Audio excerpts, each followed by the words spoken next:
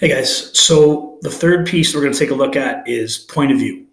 Again, I didn't like the videos that were a little more animated than this and maybe a little more interesting to watch. They didn't really cover everything that I felt was important in terms of how point of view is an element in a short story. So I'm just going to give a quick overview of what the things you need to know to understand what point of view things are being told in.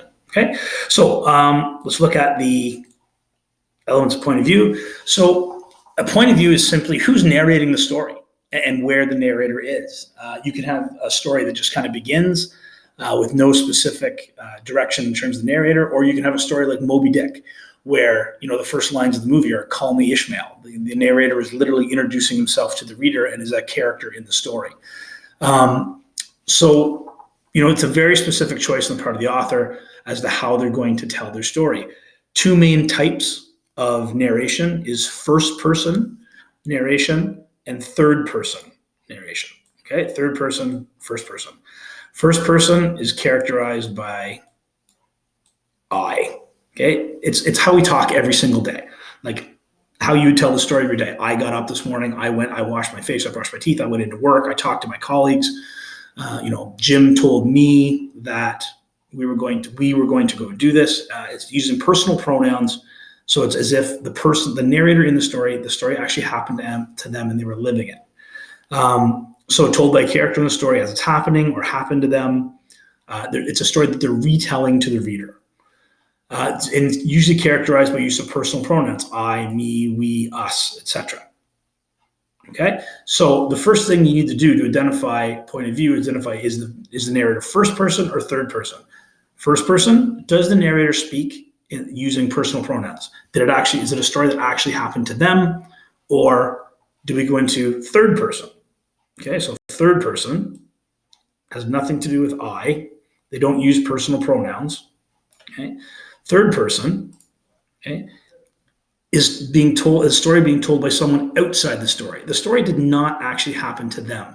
It's almost as if there is someone that is retelling a story that they observed from outside or was told to them. I like to always think of it as, first person, like the story of our classroom. If I was going home and telling my wife, as I normally do, what happened in class, that'd be first person. If someone was, watching what I was doing through a window, that would be third person. Okay, they could go and they could tell the story to someone else, but it did not happen to them. They viewed it from outside the story. They're basically retelling the story as if it did not directly happen to them. Okay, no use of personal pronouns. Okay, the story didn't happen to them, so they couldn't say I, me, we, us. They would use actually people's names, like Trevor said this, James answered this, Trevor got in his car, he spoke to the police officer, kind of thing. It wouldn't happen to them. So there's only one type of first person narration. There's actually three different types of third person. And here they are: omniscient, limited omniscient, and reporter. Now, the word omniscient is kind of a big word, but it's really two words that have been jammed together. It's two Latin words, omni and scient. Okay, to get omniscient. Omni means all, and the root of the word scient means know.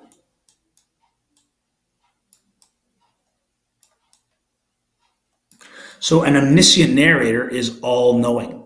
Okay, very similar to the concept of God. God is omniscient, he is all-knowing.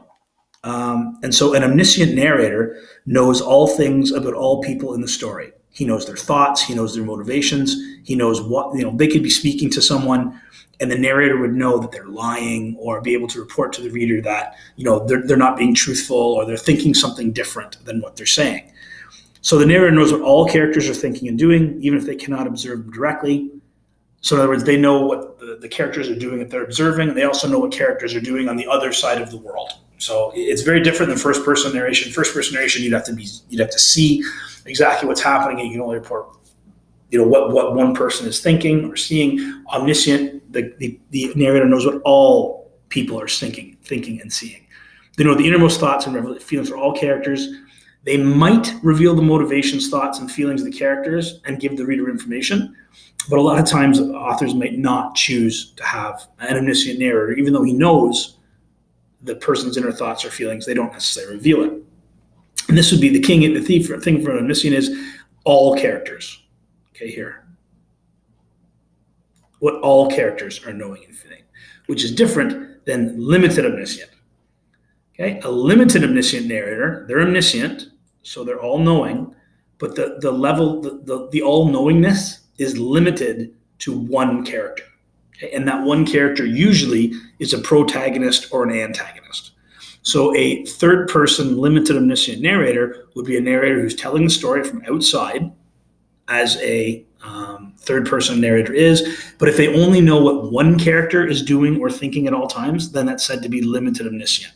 Usually a major character, and they cannot tell the thoughts and actions of any other character, only the one character that the limited omniscience is focused on. Right?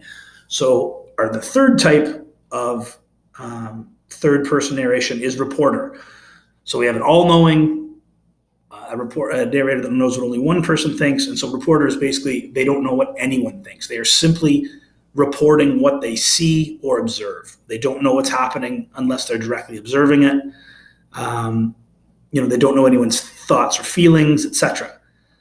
So readers are not told the thoughts or feelings of the characters. The reporter narrator presents the action and the character's speech without comment or emotion, and the reader has to interpret them and uncover their meaning for themselves, as opposed to maybe being told by the all-knowing or the limited omniscient narrator.